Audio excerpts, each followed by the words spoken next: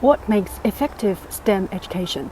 STEM education and project-based education now the trend in primary and secondary schools in China. And in Shanghai alone, there are more than 100 science and innovation centers that involving both schools and science and technology organizations. It sounds encouraging to let the students do hands-on STEM projects, which will be initial steps leading to their further education and even on the career development. However, I encountered two cases involving students making STEM projects recently, and they made me think differently. In case one, the student involved in a solar power boiler, yes, the one to boil water. And the reason why is that they found people in some African countries usually suffer from cholera due to drinking water that is usually not boiled. And he managed to contact local charities and schools, and that particularly in that country, and flew there thousands of miles away from China to that country and to donate dozens of the boilers to the schools. The title of the project is How Does a Chinese High School Student Boil Water in Africa?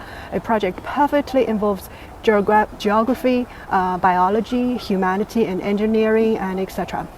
And in another case, a primary school student created AI-based machine that can have dialogue with people about geographic locations of different types of butterflies in China. And his mom was proud that she took her son to 25 places across China and abroad in the past 2 years, just looking for different types of butterflies.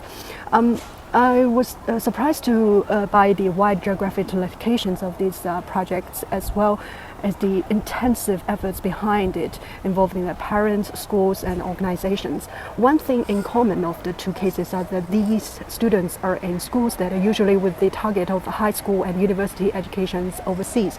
And that explains the format of this project and the use in overseas school applications. But what I'm thinking about is there other ways to implement STEM education that takes your community into consideration? That is to say something about your observation of your nearby community and your solution to make a change, even if it's a very small change, rather than spending tens of thousands of RMB to make a grand project but has nothing to do with people you know, with the place you're born and bred, and with the community that you could have a chance to serve.